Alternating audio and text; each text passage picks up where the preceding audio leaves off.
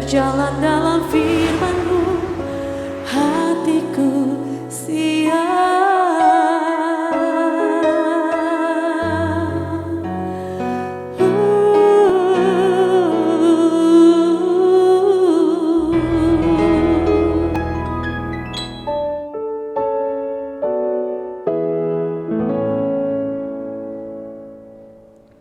Salam, God lover yang dikasihi oleh Tuhan Yesus Kristus. Senang boleh kembali bersama-sama dalam program Raise in God. Kita akan memberi persembahan waktu kita yang berkualitas kepada Tuhan lewat doa, pujian, penyembahan, dan perenungan kita akan firman Tuhan.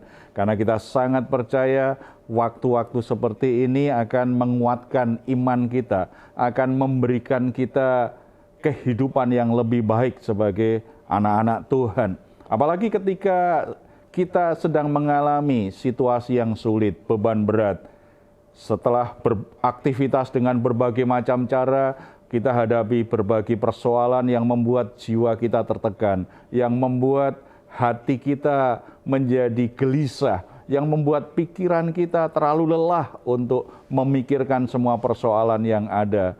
Ini waktu terbaik bagi kita untuk menikmati hadirat Tuhan, di mana Tuhan akan memberi kita kelegaan, Tuhan akan memberi kita pengharapan dan kekuatan hati yang baru. Tuhan Yesus sudah mengundang kita semua, marilah kepadaku semua yang letih lesu dan berbeban berat, aku akan memberi kelegaan. Bukankah ini sesuatu yang indah? Oleh sebab itu, mari kita datang kepadanya dalam doa. Bapa di surga, kami mengucap syukur karena di dalam Yesus Kristus kami mendapatkan status dan posisi yang terindah, yang terbaik dalam hidup kami untuk selalu ada dalam hadirat Tuhan. Ketika kami menghampiri Engkau sebagai Bapa, Engkau tidak pernah menolak kami, Engkau tidak pernah membiarkan kami kebingungan sendiri.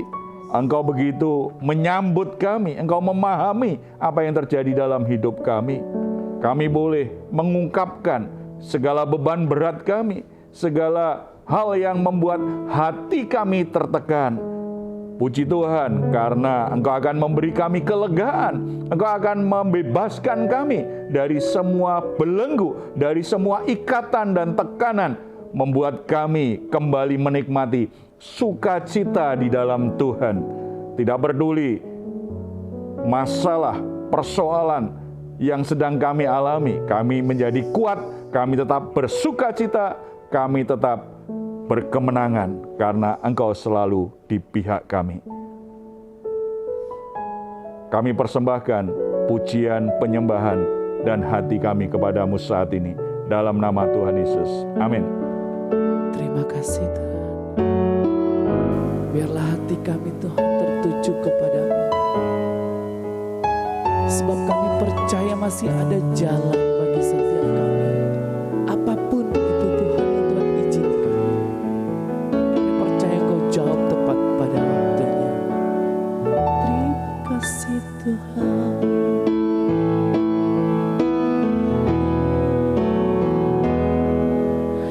Kau selalu ajaib bagiku. Jalanmu tak terselami.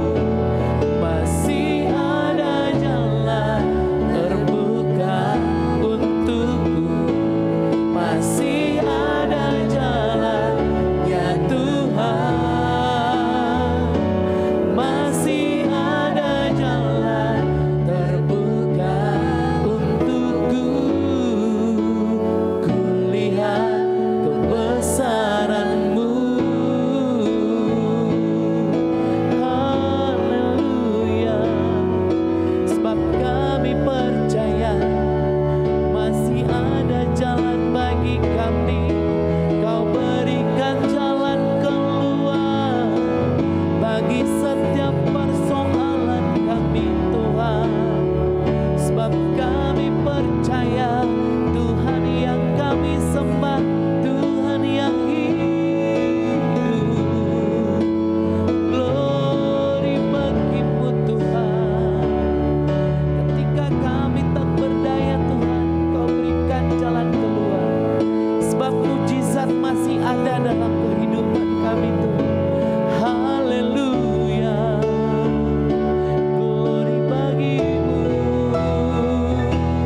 Di saat ku tak berdaya, kuasa-Mu yang sempurna. Ketika ku percaya, mujizat itu nyata. Bukan karena kekuatan, namun Roh-Mu ya Tuhan. Ketika ku berdoa, mujizat itu nyata. Di saat ku tak berdaya, kuasa-Mu yang sempurna. Ketika ku percaya, mujizat itu nyata. Bukan karena kekuatan, namun Roh-Mu ya Tuhan. Ketika ku berdoa, mujizat itu nyata.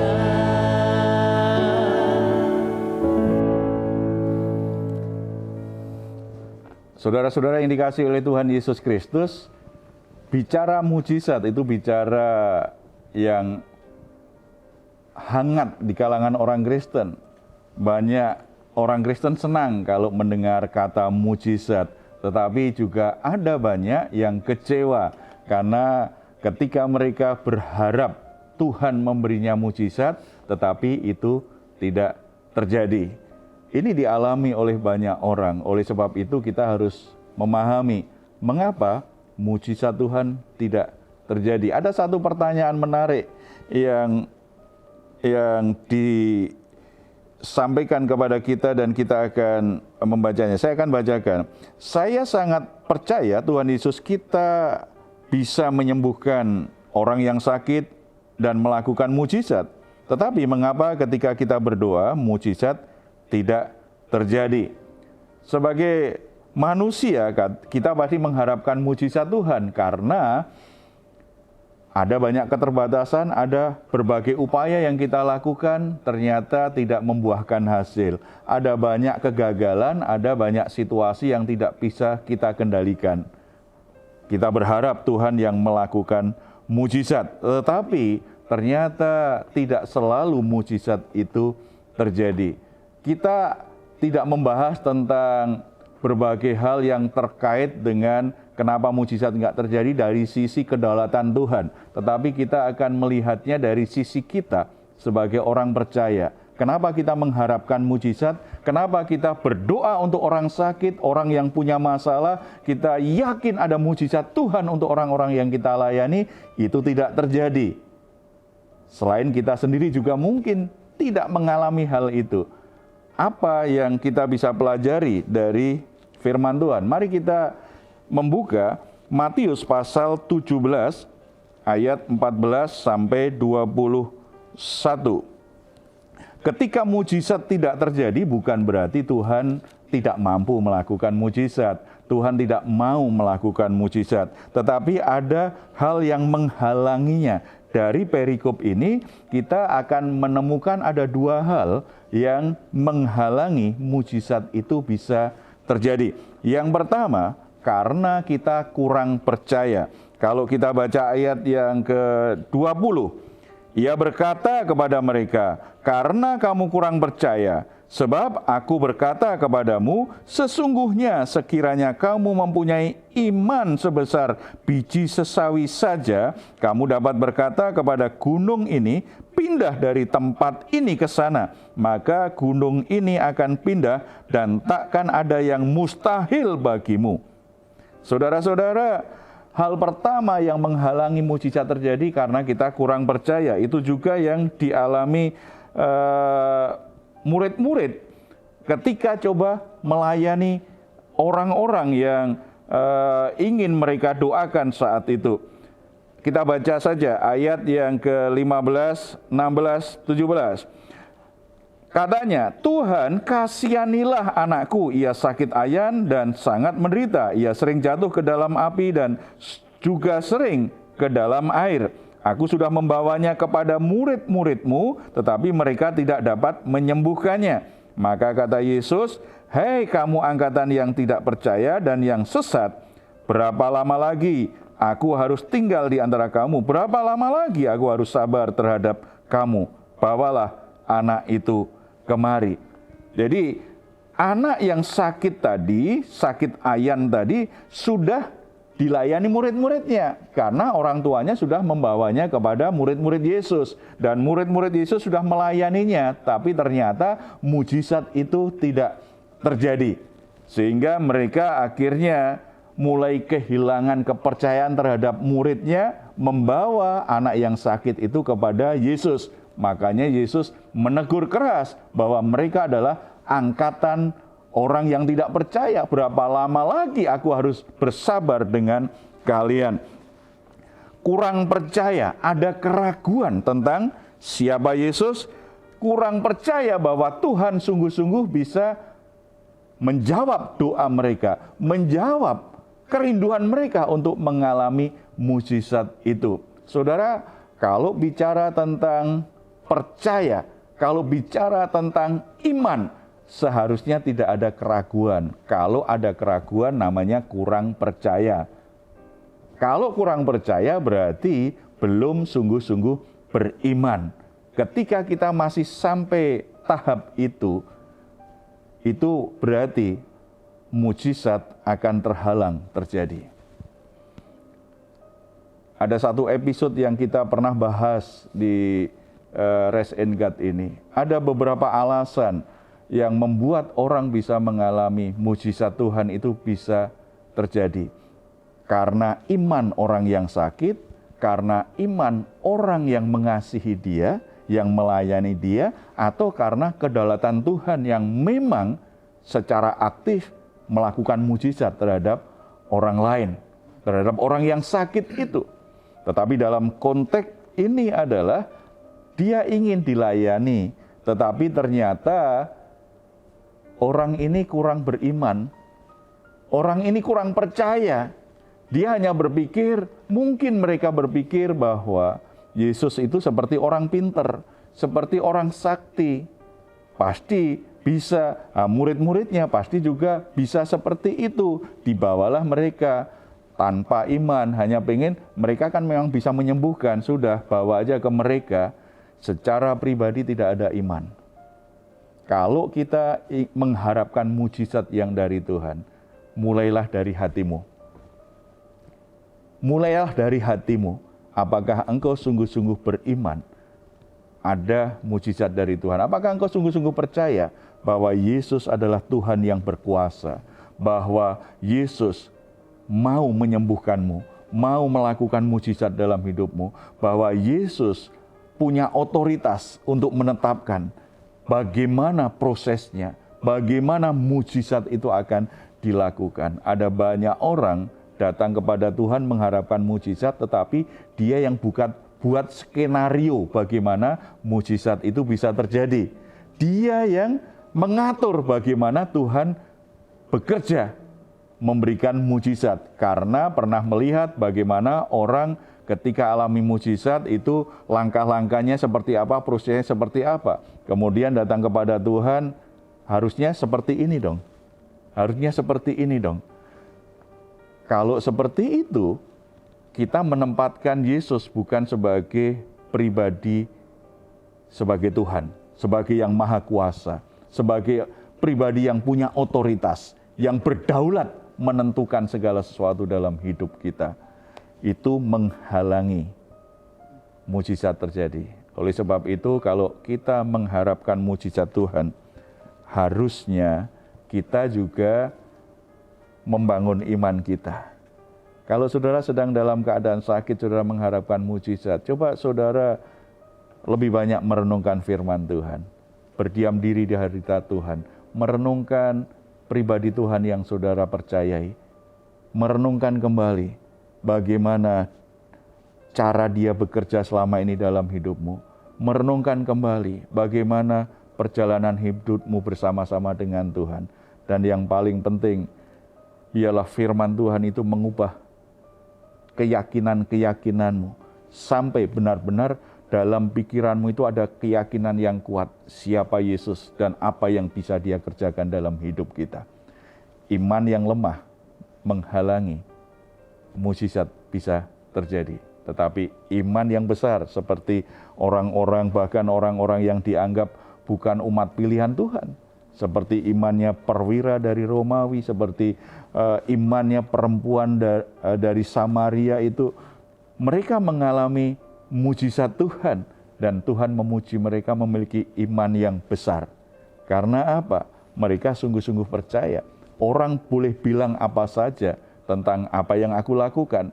Orang boleh bilang apa saja tentang Yesus Kristus. Tetapi hatiku sungguh-sungguh percaya, Dia ini adalah Juru Selamat. Dia ini adalah Tuhan yang sanggup membebaskan aku dari semua masalah hidupku. Kalau dosa-dosaku saja bisa Dia hapuskan, dosa-dosaku aja bisa Dia hancurkan kuasanya, apalagi sakit penyakitku, apalagi masalah-masalah hidupku, pasti Dia sanggup melakukannya. Iman seperti itu akan menggerakkan hati Tuhan untuk melakukan mujizat dalam hidup kita. Yang kedua, karena kurang berdoa. Kurang berdoa seperti apa? Mungkin ada orang tertentu yang saya sudah berdoa bahkan pakai puasa segala. Saya sudah berdoa lebih banyak dari orang lain. Kalau orang lain mungkin berdoa hanya 15 menit, saya sudah 1 jam. Orang lain mungkin sudah sampai setengah jam. Saya setiap hari doa 2 jam. Ya, pernah nggak berdoa sampai 2 jam? Ya, doanya 2 jam sih, tetapi di awal 15 menit, kemudian tidur, terakhir 1 menit terakhir itu amin.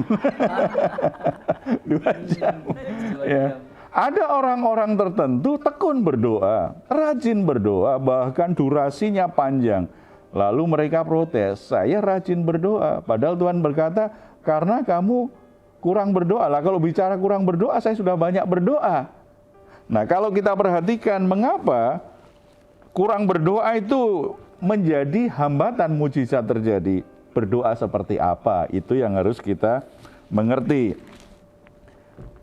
Ayat 21, jenis ini tidak dapat diusir kecuali dengan berdoa dan berpuasa.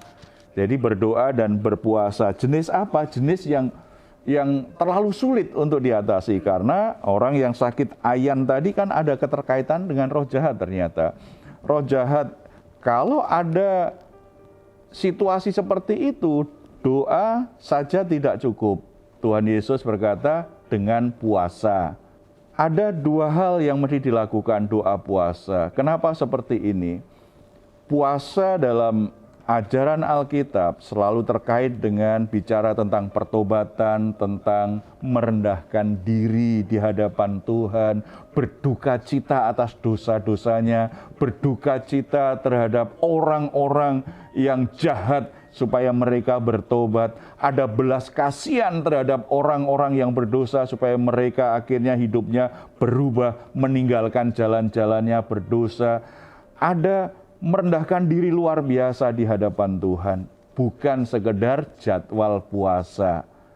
Dengan kata lain, doa yang dimaksud Tuhan Yesus adalah kamu harus pahami ketika kamu mengharapkan mujizat, doa itu bukan sekedar permohonan kepada Tuhan, bukan sekedar kalimat-kalimat indah di hadapan Tuhan, tetapi doamu harus menjadi sebuah peperangan rohani.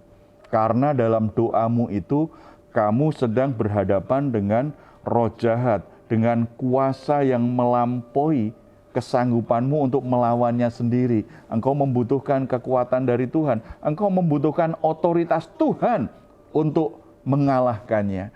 Doa di sini berarti sebuah perjuangan, sebuah peperangan rohani. Ada banyak orang mengharapkan mujizat, doanya hanya sekedarnya.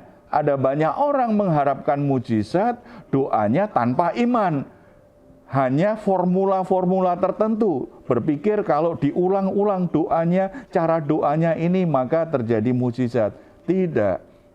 Ada yang tidak suka ketika Tuhan akan menyatakan kuasanya dan melakukan mujizat dalam kehidupan anak-anaknya. Yang tidak suka siapa?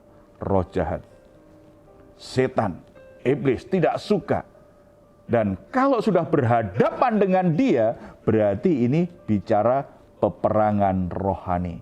Doanya itu sampai tahap menjadi sebuah peperangan rohani untuk mengalahkan musuh rohani kita ini, supaya dia tidak menghalangi berkat Tuhan itu, kuasa Tuhan, mujizat Tuhan itu akhirnya bisa kita alami, bisa terjadi dalam hidup kita. Kurang iman dan kurang berdoa menghalangi mujizat bisa terjadi. Pahami iman dengan benar, pahami doa dengan benar. Bukan sekedar percaya, bukan sekedar berdoa, tetapi iman yang sungguh-sungguh bergantung sepenuhnya, percaya tanpa keraguan kepada Tuhan yang berkuasa, yang mampu dan mau melakukan mujizat kepada kita, melalui kita, dan memberkati orang lain. Dan doa yang menjadi peperangan rohani kita. Kita singkirkan semua penghalang secara rohani itu, supaya aliran kuasa Tuhan itu terjadi dalam hidup kita dan memakai kita untuk menghadirkan mujizat Tuhan dalam hidup orang-orang yang kita doakan, yang kita layani. Mari kita datang kepada Tuhan. Saudara-saudara, mungkin saat ini mengalami situasi yang sangat berat dalam hidupmu. Saudara hampir putus asa. Mungkin saudara sudah menyerah. Saudara hancur betul hidupmu karena saudara mengalami situasi yang sangat berat. Apa yang ada dalam hidupmu sepertinya diambil paksa. Engkau tidak punya apa-apa, engkau tidak berdaya. Engkau tidak ada lagi harapan untuk bisa mengalami pemulihan. Tetapi percayalah, dalam Tuhan selalu ada harapan. Engkau harus kembali beriman dan berdoa menjadi sebuah peperangan rohani dalam hidupmu. Percaya, Dia adalah Tuhan yang punya kuasa tidak terbatas. Dia mengasihimu, Dia mau melakukan sesuatu yang ajaib dalam hidupmu. Mari kita bersatu dalam doa. Bapa di surga, kami bersyukur karena kami menyembah Tuhan yang hidup, Tuhan yang punya kuasa tidak terbatas, Tuhan yang sanggup melakukan perkara-perkara yang mustahil bisa dilakukan oleh manusia. Tuhan yang sanggup merubah segala sesuatu menjadi baik adanya. Kehancuran, keterpurukan, kegagalan, kerusakan apapun yang sedang dialami anak-anakmu saat ini, baik kehidupannya secara pribadi, kehidupan rumah tangganya, kehidupan pekerjaannya, kehidupan rumah tangganya, kerusakan apapun yang mereka alami, kehancuran apapun yang mereka alami saat ini, masih ada harapan di dalam Tuhan.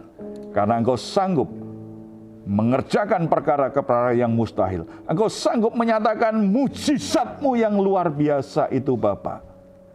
Roh Kudus kembali tumbuhkan, kuatkan iman anak-anak-Mu yang saat ini sedang alami kehancuran, sedang mengalami keterpurukan, kegagalan, keputusasaan. Tuhan kembali tumbuhkan imannya. Biarlah semua keraguan-keraguan mereka itu diubahkan oleh kebenaran firman-Mu. Roh Kudus jamah hati mereka. Dan biarlah mereka kembali bangkit bersama-sama dengan Tuhan, dengan keyakinan yang penuh, mengharapkan kuasa Tuhan, mujizat Tuhan itu terjadi dalam hidupnya. Mereka bertindak sebagai pejuang-pejuang rohani yang berdiri tegak melawan setiap kuasa-kuasa jahat, setiap kuasa-kuasa setan yang menghalangi mereka untuk mengalami mujizat yang dari Tuhan. Kami bersehati dengan saudara-saudara yang sedang dalam kondisi seperti ini saat ini di tempat ini. dalam nama Tuhan Yesus Kristus. Situasi seburuk apapun, kegagalan seburuk apapun, keterpurukan seburuk apapun, kerusakan seperti apapun, kami percaya kuasa Tuhan terjadi dalam hidup kami semua. Kuasa Tuhan mengubah keadaannya, dan kami menyatukan hati kami berkata kepada setiap kuasa-kuasa gelap, terhadap roh-roh jahat, terhadap setan yang selama ini menghalangi pekerjaan Tuhan dalam kehidupan anak-anak-Mu. Dalam nama Tuhan Yesus Kristus, kami perintahkan, pergi dalam nama Tuhan Yesus Kristus. Segala tipu dayamu, segala kuasamu, kami hancurkan. Kuasa nama Yesus mengatasi segala sesuatu. Engkau harus membebaskan, engkau harus melepaskan dominasimu terhadap orang-orang beriman ini. Bapa di surga, alirkan anugerah-Mu, belas kasihan dan kuasa-Mu kepada anak-anak-Mu. Mereka boleh menemukan kembali semangatnya. Mereka boleh melihat pintu yang terbuka. Mereka boleh melihat bagaimana jalan keluar itu terbuka bagi mereka. Dan mereka boleh melangkah untuk menyingkirkan semua hambatan. Melangkah maju, semakin maju. Dan hal-hal yang mustahil selama ini terjadi dalam hidup mereka. Terima kasih Bapa di surga. Tuhan berkati anak-anak-Mu. Tuhan berkati para pendoa syafaat. Tuhan memberkati hamba-hamba Tuhan yang melayani.